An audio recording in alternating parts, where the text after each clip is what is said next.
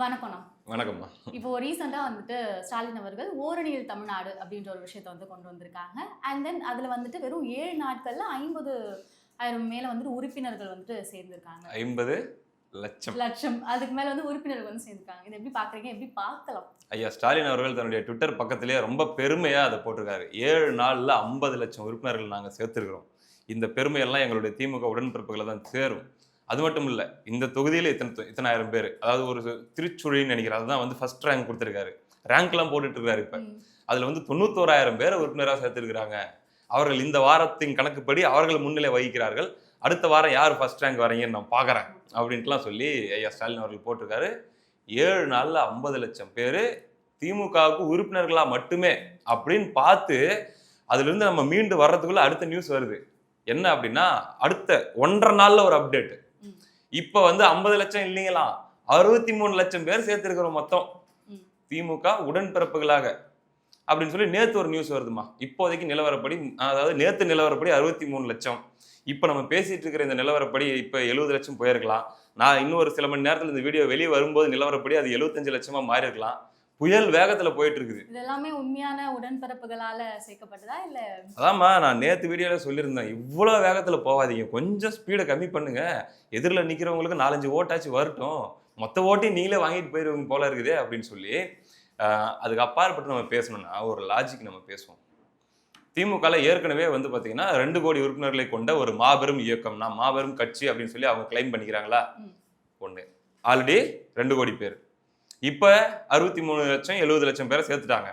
எப்படி பார்த்தாலும் இன்னொரு 4 நாள்ல 1 கோடி புதுசா சேர்த்துட்டாங்க அப்படின்னு சொல்ல போறாங்க. மொத்தம் எத்தனை கோடி ஆச்சு? 3 கோடி ஆச்சுமா. தமிழ்நாட்டில் இருக்கிற ஒட்டுமொத்த வாக்காளர்களுடைய எண்ணிக்கை 6 கோடி. இவங்க சொல்ற கணக்கு உண்மையாக இருந்தால் 6 கோடியில கிட்டத்தட்ட 3 கோடி பேர் திமுக உடன்பிறப்புகளா சேர்ந்துட்டாங்க அப்படின்னா 50 விழுக்காடு வாக்குகள் ஆல்ரெடி உறுதி செய்யப்பட்டுருச்சு. அதுவும் மெம்பர்ஷிப் மூலமாவே. இன்னும் வெளியிருந்து போடுறவங்க ஓட்டெல்லாம் கணக்கு இல்லை. 50 விழுக்காடு ஓட்டு வாங்கினா யாருமா ஆட்சி அமைப்பாங்க? அவங்க தான் ஆட்சி அமைப்பாங்க இல்லையா? அப்ப இவங்க இப்பவே எலெக்ஷனுக்கு 8 மாசம் இருக்கும்போதே 50% ஓட்டை கவர் பண்ணிட்டாங்கல்ல. எதுக்கு கூட்டணி? ஏன்னா விசிக எதுக்கு? கம்யூனிஸ்ட் எதுக்கு? அதுக்கப்புறம் பாத்தீங்கன்னா காங்கிரஸ் எதுக்கு? இன்னும் சில பல இயக்கங்கள் கட்சிகள் இருக்குது. எதுக்கு? 234 தொகுதியிலையும் திமுக போட்டியிடுது தனித்து. சொல்லலாம் இல்லையா மேம்? இவங்க தானே சொல்றாங்க அபிஷியலா. ஒரு நாளைக்கு 10,00,000 பேர் சேர்ந்துட்டு இருக்கிறாங்கல்ல. தாராளமாக இவங்க எல்லாரையும் அமுச்சு விட்டு தேவையே இல்லைன்னு சொல்லி கூட்டணி இல்லாம போட்டி போடலாமே. அந்த துணிச்சல் ஐயா ஸ்டாலின் அவர்களுக்கு இருக்கிறதா? ஒரு கேள்வி அடிப்படையில் வருதுல. சரி, காசு எதுக்கு கொடுக்கணும்? இந்த ஒரு தேர்தலையாச்சும் ஓட்டுக்கு காசு கொடுக்க மாட்டோம்னு வேற சொல்லிடுவாங்களா அவங்க? ஆனா கொடுப்பாங்க. உங்க ஊர் சைட்லாம் கொடுக்கறத பார்த்துருக்கீங்களா? கேள்விப்பட்டிருக்கீங்களா? மேபி கொடுக்கலாம். சரி, சான்சஸ் இருக்கு. ரைட். ஓகே, கவனமா பேசுறீங்க. ஒன்றும் பண்ண மாட்டாங்கம்மா. எல்லாம் மக்களே கொடுக்க வேண்டியதுதான். அதெல்லாம் மக்கள்லாம் இப்பெல்லாம் வந்து என்னங்க அங்க இவ்வளவு கொடுத்துட்டு எனக்கு மட்டும் இம்புட்டு தரீங்க அப்படின்னு சொல்லி சண்டைக்கு போற அளவுக்கு ஆயிடுச்சு. ரொம்ப ஜனநாயகப்படுத்தப்பட்டுருச்சு ஓட்டுக்கு காசு காசு கொடுக்கறதெல்லாம். கொடுத்தா தான் ஓட் போடணும். அதெல்லாம் ஒரு நம்ம சொல்றதுனால அது ஒரு பெரிய பிரச்சனை இல்லை. அப்போ இப்ப நம்ம இவங்க சொல்ற கணக்குப்படி பார்த்தா இவங்களுக்கு கூட்டணியும் தேவைப்படாது, செலவு பண்ண வேண்டிய அவசியமும் இருக்காது. தனித்து நின்று 234 தொகுதியிலும் வெற்றி பெறலாம். லாஜிக்கலா இல்லையா? நிக்கலாம்ல. அதெல்லாம் உண்மையான உடன்பிறப்புகளா இருந்தா அது வந்துட்டு ஆகும். அது எதுவுமே உண்மை கிடையாதுல்ல. அதெல்லாம் ஸ்கேமா தானே பார்க்கணும். எப்படிம்மா சொல்றீங்க உண்மை அப்படின்ட்டு? ஆமா. நீங்க உண்மை இல்ல வந்துட்டு அப்படின்ட்டு எப்படி சொல்றீங்க? ஐயா ஸ்டாலின் தான் அபிஷியலா போட்டிருக்காரு ட்விட்டர்ல. அஃபிஷியலா முதலமைச்சர் சொன்னா கூட நம்ப இல்ல மாட்டீங்களா? நம்புறதா இல்ல நாங்க. என்ன பண்ணிருப்பாங்கன்னு நினைக்கிறீங்க? கண்டிப்பா வந்துட்டு ஏதாவது கிஃப்ட்ஸ் குடுக்குறோம். இல்ல வந்துட்டு வேற ஏதாவது விஷயங்கள வச்சு மக்களை ஏமாத்திருக்கலாம். ஆல்ரெடி ஏமாத்திட்டு தான் இருக்காங்க. மேபி அதையும் பண்ணிருக்கலாம். இப்படி பண்ணிருக்க வாய்ப்பு இருக்கா?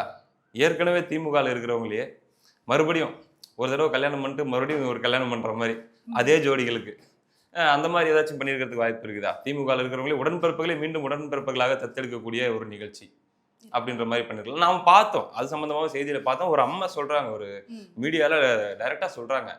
வந்தாங்க, வந்து எங்ககிட்ட நிறைய கேள்வியெல்லாம் கேட்டாங்க. அதுக்கப்புறம் திமுகல வந்து உறுப்பினரா சேர சொன்னாங்க. நாங்க குடும்பத்தோட சேர்ந்திருக்கிறோம். ம். ஏற்கனவே அதுல தான் இருக்கிறோம். ம். இருந்தாலும் மறுபடியும் குடும்பத்தோட அது ஒரு சேர்ந்திருக்கிறோம். மீம்ல வரும்ல. இதுக்கு முன்னாடி இது நிறைய நடந்திருக்கு. இப்போ இதான் முதல் இதான் ஃபர்ஸ்ட் டைம் அப்படிங்கிற மாதிரி பண்ணியிருக்கிறாங்கம்மா. இதுல நம்ம நகைச்சுவையா விளையாட்டுத்தனமா இதை நம்ம கிண்டல் பண்ணிட்டு இருந்தாலுமே கூட இதுல கூடுதலாக ஒரு விஷயம் பண்ணிட்டு இருக்கிறாங்க. எப்படி இது சாத்தியப்பட்டுச்சு? இந்த நம்பரை எப்படி வெளியே காட்டுறாங்க? இதுக்கு பின்னாடி ஒரு ஸ்கேம் நடந்துட்டு இருக்குது. நீங்க வந்து ஸ்கேமா இருக்கலாம் அப்படின்னு சொன்னீங்க. ம். அது ஸ்கேம் தான் அப்படின்னு சொல்றாங்க. உங்ககிட்ட ஒரு செய்தி அனுப்பிச்சிருக்கேன் நான் உங்களுக்கு. அதை நீங்க எடுத்து எனக்கு அப்படியே படிச்சு காட்டுங்களேன். ஒருத்தங்க தங்களுடைய அனுபவத்தை போட்டிருக்காங்க. நம்ம சமூக ஊடகங்களில் பார்த்தோம். அதை எடுத்து நீங்கள் படிச்சு காட்ட முடியுமா? ஓரணியில் தமிழ்நாடு என்றால் என்ன? இன்று வாக்காளர் பட்டியலை சரிபார்ப்பதற்காக வந்தவர்கள் மூவர். அவர்களிடம் அடையாள அட்டையை கேட்டேன். அவர்கள் காட்டியது திமுக அடையாள அட்டை. இருங்க, 3 பேர் வந்து என்ன பண்ணியிருக்காங்க, ஒருத்தங்க வீட்டுக்கு போறாங்க. வாக்காளர் அவங்களுடைய பட்டியலை வந்து சரி பார்க்க வந்திருக்கோம்னு சொல்றாங்க. அப்ப யாரா இருக்கும்? எலெக்ஷன் கமிஷன்ல இருந்தோ அரசு அதிகாரிகளே யாரோ வந்திருக்காங்க அப்படின்னு சொல்லி நினைச்சிட்டு உங்களுடைய ஐடி கார்டு காட்டுங்கன்னா, அவங்க காட்டின ஐடி கார்டு எது? திமுக அடையாள அட்டை. திமுக ஐடி கார்டு. ரைட்டு. எங்கள் ஓட்டர் ஐடியை வாங்கி பார்த்தவர்கள் வாக்காளர் பட்டியலில் எங்கள் பேருக்கு எதிராக டிக் செய்தார்கள். அவங்க பேருக்கு நேரா டிக் போட்டுக்கிறாங்க. 2026 மே மாதம் தானே தேர்தல் வாக்காளர் பட்டியலுக்கு என்ன அவசரம் என்றேன். பொதுவாக தேர்தல் நெருக்கத்தில் இந்த வேலையை எல்லா கட்சிக்காரர்களும் செய்வார்கள். உங்கள் தொலைபேசிக்கு வரும் ஓடிபியை சொல்லுங்கள் என்றார்கள். சொன்னேன். கையெழுத்து வாங்கிய பின்னர் கிளம்பினார்கள். ஓடிபி வந்திருக்கும் செய்தி ஓரணியில் தமிழ்நாடு என்கிறது. கட்சிக்கு ஆள் சேர்ப்பதா அப்படின்ற மாதிரி அவங்களே கேள்வி கேட்டிருக்காங்க. ஏங்க எலெக்ஷனுக்கு இன்னும் 1 வருஷம் இருக்குதுங்க, இப்பயே வந்து என்னத்தை பண்ணிட்டு இருக்கிறீங்க அப்படின்ற மாதிரி இவங்க கேட்குறாங்க. அப்போ இல்லை இது எல்லா கட்சிக்காரங்களும் பண்ணுறது தான், ஒரு ஓடிபி மட்டும் வரும், கொஞ்சம் சொல்லுங்க அப்படின்ற மாதிரி சொல்லிட்டு ஓடிபி வாங்கியிருக்கிறாங்க. அவங்க ஃபோன் நம்பரை வாங்கி அந்த ஃபோன் நம்பர் எதுலையோ போட்டுருக்காங்க. அவங்களுக்கு ஓடிபி வந்திருக்குது. அந்த ஓடிபியை சொல்லியிருக்கிறாங்க. அந்த ஓடிபியை மறுபடியும் இவங்க கிட்ட இருந்த ஏதோ ஒரு ஆப்பில் ரெஜிஸ்டர் பண்ணியிருக்கிறாங்க. பண்ணிட்டு போயிட்டாங்களாம். போனதுக்கப்புறம் இவங்களுக்கு ஒரு மெசேஜ் வருதாங்க. ஓரணியில் தமிழ்நாடு திட்டத்தில் இருந்து இயங்கியதற்கு இணைந்ததற்கு வாழ்த்துக்கள், திமுக உறுப்பினர் ஆனதுக்கு நன்றி, இன்னிலிருந்து நீங்க ஒரு 200 ரூபா ஊப்பி அப்படின்னு சொல்லி அவங்களுக்கு மெசேஜ் வந்துட்டு இருக்குது. இப்படியான ஒரு வேலையை பண்ணிட்டு இருக்காங்க. 2 விதமா பண்ணிருக்காங்க பாருங்கம்மா. ஒரு பக்கம் என்ன பண்றாங்க அப்படின்னா, இந்த மாதிரி கொஞ்சம் படிச்சவங்க அல்லது வந்து பெருசா வந்து என்ன சொல்றது, இவங்க கொடுக்க ஒரு பரிசு பொருட்கள் இந்த மாதிரியான விஷயங்கள் டிபெண்ட் பண்ணி இல்லாம இருக்கிறவங்க, அவங்க கிட்ட போயிட்டு என்ன பண்ண வேண்டியது, இந்த மாதிரி வாக்காளர் அடையாள அட்டையை சரிபார்ப்பு நாங்கள் பண்ணுறதுக்கு வந்திருக்கிறோம், கொஞ்சம் கொடுங்க பாருங்க அப்படிங்கிற மாதிரி பார்த்துக்கிட்டு எடுத்துக்கிட்டு நம்பர் வாங்கி ஓடிபி போட்டு அவங்கள வந்து சேர்த்துட வேண்டியது. ஓரணியில் தமிழ்நாட்டில் இவங்க சேர்ந்துட்டாங்கன்ட்டு. கஷ்டப்படுற ஜனங்கிட்ட சொல்லவே தேவையில்ல. இந்த நேரத்தில் நம்ம ஒரு வீடியோ ஒன்று போட்டு காட்ட போகிறோம். மாசம் மாசம் 1000 ரூபாய் வந்துருச்சா? சரி ரைட், அந்த காரை கட்டலாம். ஓடிபி மட்டும் சொல்லுங்க. போன்ல ஓடிபி வருமா? நான் சொல்றேன், அதுக்கு மட்டும் இது பண்ணுங்க. 1000 ரூபாய் இல்ல மாசம் மாசம். அதுக்கப்புறம் மகளிர் விடியல் பயணம் போறீங்களா? பஸ் பயணம் ஃப்ரீயா தானே போறீங்க? அங்க இங்கேயாச்சும் விளக்கம் கேட்கறாங்க, விளக்கம் கொடுக்குறாங்கன்னு ஒரு ப்ராசஸ் நடக்குது. அங்கெல்லாம் அப்படி கிடையாது. கஷ்டப்படுற ஜனங்கள் இல்லையா? ஏமா ஒரு ஓடிபி வர சொல்லு தம்பி, ஒரு டோக்கனை போட்டு ரசீது வாங்கிட்டு போங்கன்னு வடிவேல் சொல்லுவார் தெரியுமா, ஒரு வண்டி நிறுத்துறது ரோட்ல ஒருத்தங்கிட்ட. அந்த மாதிரி ஒரு ஓடிபி வர சொல்லு அப்படி பேசிக்கிட்டே ஸ்டிக்கரை பிரிக்கிறாங்க. இவங்களே பிரிச்சு அப்படியே சத்துன்னு ஒட்டிட்டு ரைட்டு ஒட்டியாச்சு. ஆமா அந்த ஓடிபி மட்டும் சொல்லிடுமா, எத்தனை பேர் வீட்டில் 4 பேரும் ஓரணியில் தமிழ்நாடு, ரைட்டு போட அடுத்த வீட்டுக்கு, அந்த லெவலில் போயிட்டு இருக்கிறாங்க. அவங்களும் என்ன பதில் சொல்ல முடியும்? கட்சிக்காரங்க வந்திருக்கிறாங்க, நம்பர் கேட்கறாங்க, சொல்றாங்க, வாயே திறக்க முடியாது. கொடுக்க மாட்டேன்னு வேற நீ சொல்லிருவியா அப்படின்ற மாதிரி டீல் பண்ணுவாங்க. அந்த வீடியோவில் நீங்க பார்த்தீங்கன்னா தெரியும், கேட்குறாப்புல அந்த திமுக ஊபி என்ன சொல்றாருன்னா, ஃப்ரீயா தானே பஸ்ஸில் போறீங்க? அதே கேள்வி அமைச்சர் பொன்முடி அவர்கள் எத்தனை தடவை அந்த கேள்வி கேட்பாங்கன்னு தெரியல. அந்த மாதிரி இப்போ நீங்க ஒரு பெண்ணு, ஏன்னா நாங்களாம் காசு கொடுத்து டிக்கெட் வாங்கி தான் போறோம், உங்களுக்கு தான் அந்த சலுகையை வந்து அரசாங்கம் கொடுத்துருக்குது.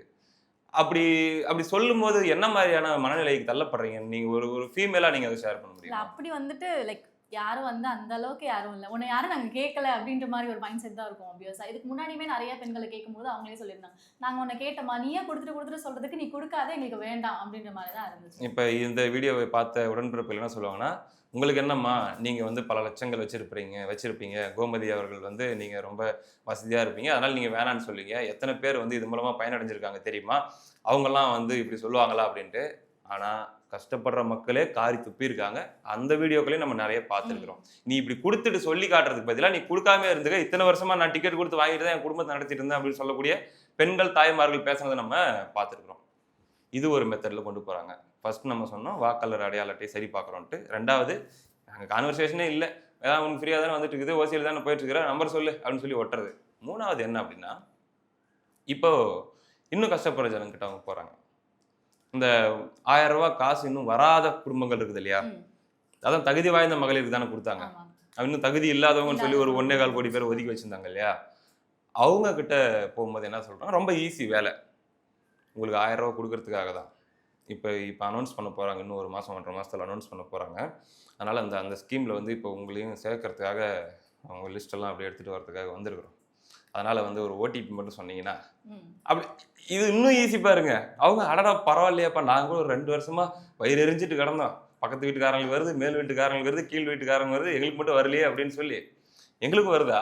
ரைட், எடுத்துட்டு போ. இப்படி தாங்க இந்த ஓரணியில் தமிழ்நாடு அப்படிங்கிறது இந்த 8 நாட்கள்லேயே இவ்வளவு ஒரு புயல் வேகத்துல போயிட்டு இருக்குது அப்படின்றத நம்ம பார்க்க முடியுது. இவங்க சேர்த்துருக்கிறதெல்லாம் ஓட்டா மாறுமா? இல்ல. இதனால இரிட்டேட் ஆனவங்க எவ்வளவு பேர் இருப்பாங்க? இப்ப நம்ம முதல்ல ஒரு போஸ்ட் படிச்சு காட்டோம்ல, அவங்களும் எவ்வளவு எரிச்சல் அடைஞ்சிருப்பாங்க. இதெல்லாம் அத்துமீறல் தானே. இது வந்து உண்மையை சொல்ல போனா இந்திய தேர்தல் ஆணையம் சொல்லி இருக்கிற சட்ட விதிகளுக்கே எதிரானதான். தேர்தல் அறிவிக்கப்பட்டாதான் நீ போய் எலெக்ஷன் வேலையெல்லாம் பண்ணணும். இன்னைக்கு நாங்க போயிட்டு வந்து மறைமுகமாக நாங்க போய் மக்களை சந்திக்கிறோம், அது பண்றோம் இது பண்றோன்ற பேர்ல தேர்தல் வேலையவே இவங்க பண்ணிட்டு இருக்காங்க. தேர்தல் வாக்குறுதிகளை கொடுத்துட்டு இருக்காங்க. இது ஒரு விஷயமா தான் இன்னைக்கு மாறிட்டு வருது. இது ஒரு மிகப்பெரிய ஸ்கேம். ஓரணியில் தமிழ்நாடு அப்படின்ற பேர்ல நடந்துட்டு இருக்குது. அது முதலமைச்சரே வந்து பெருமைப்பட்டுக் கொள்கிறார் அப்படிங்கிறது நம்ம பார்க்கணும். வழிப்பறி பண்ணிட்டு. இது ஒரு பக்கமா. இன்னொரு பக்கம் தமிழகத்தை காப்போம், மக்களை மீட்போம் அப்படின்னு சொல்லி அதிமுக எடுத்துட்டு போற அந்த ஒரு கேம்பெயின் பார்த்தீங்களா? அது சம்பந்தமான நிகழ்வுகள், வீடியோக்கள் கோயம்புத்தூர்ல நடந்துச்சு, இப்போ விழுப்புரம் பகுதியில் வந்துட்டு இருக்குது. எப்படி இருக்கு கூட்டமாகட்டும், அதோடைய செயல்பாடுகளாகட்டும்? இல்ல, இப்போ வந்து நிறைய பேர் என்ன சொல்லியிருக்காங்க அப்படின்னா, இவ்வளவு கூட்டத்தை வந்துட்டு மற்ற கட்சிகள் செய்யற மாதிரி காசு கொடுத்துலாம் வராது. ஸோ ஆப்வியஸா வந்து அது எல்லாமே மக்கள் வந்து அவங்களுக்காக வந்தவங்களா தான் இருக்கும் அப்படின்ற மாதிரி பேசிட்டு இருக்காங்க. ஸோ இந்த கூட்டத்துக்கு வந்துட்டு ஸ்டாலின் என்ன சொல்றாரு அப்படின்னா, தமிழ்நாட்டை தன்னுடைய கட்சியே காப்பாத்திக்க முடியல, இவர் எப்படி தமிழ்நாட்டை மீட்க போறாரு அப்படின்ற ஒரு கேள்வியை வந்து முன் வச்சிருக்காரு. இதை எப்படி பார்க்கலாம்? பயங்கரமான கேள்வி தான் முன் வச்சிருக்காரு. உண்மை இவங்க காசு கொடுத்து கூட்டினாங்களா, காசு கொடுக்காம கூட்டினாங்களா அப்படிங்கிற அந்த டிபேட்டுக்குள்ள நம்ம பண்ணோம்னா திராவிட கட்சிகள் ரெண்டுக்குள்ளயுமே அது அந்த டிபேட் கண்டிப்பா நம்ம வச்சே ஆகணும். சரிங்களா? கூட்டம் கூட்ட வேண்டியது அப்படிங்கிறது அவங்களுடைய கடமை. அந்தந்த மாவட்டத்துக்குன்னு பொறுப்பாளர்கள் இருப்பாங்க, தொகுதிக்குன்னு பொறுப்பாளர் இருப்பாங்க. அவங்க தலைவர் வரும்போது அவங்க கூட்டம் கூட்டி தான் ஆகணும். அது எந்த வகையில கூட்டினாங்க அப்படிங்கிற சம்பந்தமான செய்திகள் இன்னும் வெளியே வரல. சரி, இது ஆர்கானிக்கா குடிச்சா என்னவா அது இருக்கட்டும். இப்போ அந்த கூட்டத்தின் போது ஐயா எடப்பாடி பழனிசாமி அவர்கள் பேசுகிற பேச்சுகள் போன தேர்தல் நம்ம பார்த்துருப்போம். 2021 தேர்தல், 24 தேர்தலில் நீங்கள் ஃபாலோ பண்ணீங்களான்னு தெரியல. அதில் பார்த்தீங்கன்னா அவருடைய பேச்சு இருந்துச்சு. அவர் வந்து பார்த்தீங்கன்னா உண்மை சொல்ல போனால் 2019, 18, 17 இந்த காலத்துக்கு முன்னாடி வரைக்கும் பெரிய பேச்சாளராக அப்படி ஒரு மாஸ் க்ரௌடுக்கு முன்னாடி, ஏன்னா ஜெயலலிதா அவர்கள் உயிரோடு இருந்த வரைக்கும் அப்படிலாம் யாரையுமே வந்து பெருசாலாம் அவங்க அலோவ் பண்ணல. அவங்க போனதுக்கு அப்புறம் இவங்க அந்த தகுதியை வளர்த்துக்கிட்டு, அந்த திறமையை வளர்த்துக்கிட்டு அதெல்லாமே பண்ண வேண்டியது ஆயிடுச்சு.